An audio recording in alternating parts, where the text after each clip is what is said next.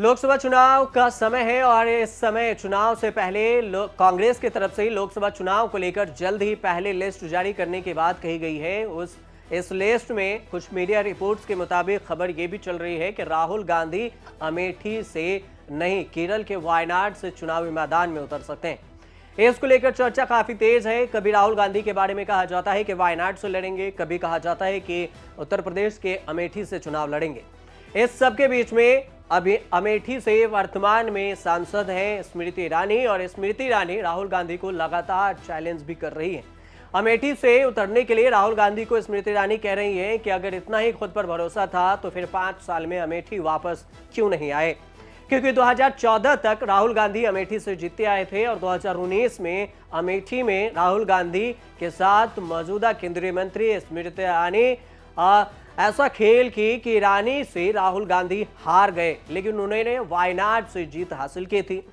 That Rahul Gandhi will be contesting from 2 seats this time, Amethi as well as Wayanad. Well, my challenge to Mr. Gandhi was very simple, that if he considers himself the tallest leader of the Congress party, he should fight only the seat of Amethi. हम कहते हैं कि अगर नेता वो है जिसको सहारे की जरूरत नहीं है, ये राहुल गांधी का मानना है, तो फिर वो बिना मायावती जी के, बिना अखिलेश के सहारे के अमेठी अकेले लड़के दिखा दें। लेकिन मैंने जो सुना है कि वो शायद 2 सीटों से लड़ेंगे। जैसे ही वो अनाउंस करेंगे कि वो 2 सीटों से लड़ रहे हैं, वहीं पे उनकी अनाउंसमेंट का मतलब है कि वो अमेठी हार रहे हैं। जो इंसान टोटली कन्विंस्ड होता है कि वो जीत रहा है, वो दूसरी सीट की ओर नहीं भागता। रायबरेली से और राहुल अमेठी से चुनाव लड़ने की बात आ रही है और अभी तक इंडिया अलायंस और कांग्रेस ने भी अपनी टिकट घोषित। मुझे तो लगता था गांधी परिवार पलायन कर गया है, पर उनकी प्लानिंग में उत्तर प्रदेश कहीं नजर ही नहीं आता था। राहुल गांधी जी तो वायनाड में जाकर उत्तर प्रदेश के लिए जो शब्द बोलते थे यहाँ के लोगों के लिए, वो उत्तर प्रदेश की जनता भूली नहीं है। और आपने तो देखा जब आप आए थे तो 40 लोग आसपास नजर नहीं आए। क्या सोच के चुनाव लड़ेंगे? वायनाड में भी कम्युनिस्टों ने रंग दिखा दिया है और उत्तर प्रदेश की जनता तो करारा जवाब देने का इंतजार कर रही है। अब 2024 लोकसभा चुनाव की बारी है और इससे पहले राहुल गांधी को लगातार चुनौती मिल रही है अमेठी की तरफ से, खासकर स्मृति ईरानी की तरफ से। एक तरफ स्मृति ईरानी चैलेंज कर रहे हैं तो दूसरी तरफ केंद्रीय मंत्री अनुराग ठाकुर कह रहे हैं कि जब राहुल गांधी अमेठी आए थे तो उनके रैली में 40 लोग भी नहीं थे। ऐसे में अमेठी से राहुल गांधी कैसे चुनावी मैदान में उतर सकते हैं?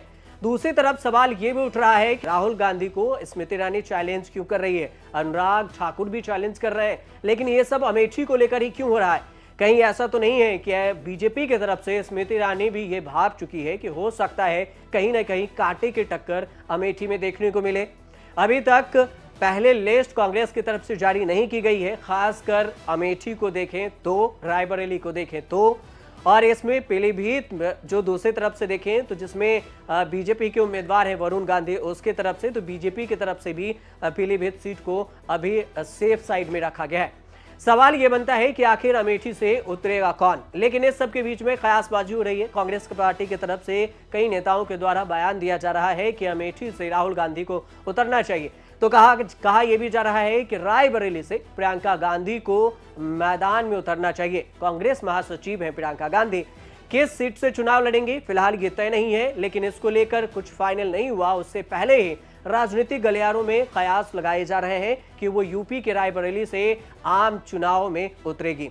इस सीट में कांग्रेस की पूर्व अध्यक्ष सोनिया गांधी पहले सांसद रह चुकी हैं और अमेठी रायबरेली दोनों कांग्रेस का गढ़ माना जाता है। दोनों सीटों को लेकर ऐसी बातें कही जाती हैं कि अगर कांग्रेस की तरफ से राहुल गांधी और प्रियंका गांधी उतरी रायबरेली से तो हो सकता है कि कांग्रेस का ये सीट पूर्ण तरफ से एक तरफा जीत दर्ज करके वापस संसद में पहुंचे। लेकिन वह हाल ही में सोनिया गांधी रायबरेली छोड़कर राज्यसभा पहुंच गई हैं। ऐसे में यह भी कहा जा रहा है कि आने वाले समय में प्रियंका गांधी रायबरेली से मैदान में उतरेगी। संजय झा भी इसको लेकर कह चुके हैं कि प्रियंका गांधी को ही चुनाव लड़ना चाहिए रायबरेली से। तीसरा बात है और तीसरी सीट है वो वाराणसी सीट को लेकर, जिसमें प्रधानमंत्री मौजूदा सांसद हैं अभी इस सीट को किसे दिया जाए, इस पर भी सस्पेंस है। एक तरफ से यूपी कांग्रेस अध्यक्ष अजय राय को पार्टी प्रधानमंत्री नरेंद्र मोदी के खिलाफ वाराणसी से टिकट देने की बात कह रही है, वहीं सुप्रिया श्रीनेत को उत्तर प्रदेश की महाराजगंज सीट से लोकसभा चुनाव में उतारने की बात कही जा रही है। लेकिन फिलहाल ये सब कयासबाजी है कि किस सीट से कौन उतरेगा। अगर कांग्रेस की तरफ से ये लिस्ट जारी होती है और जल्दी जारी होने का अनुमान भी है, तो फिर ये सब कयासबाजी से पर्दा उठ जाएगा कि आखिर रायबरेली और अमेठी, इसके अलावा वाराणसी से कांग्रेस के सीट से कौन चुनाव लड़ेगा। फिलहाल आप देखते रहिए न्यूज़ तक।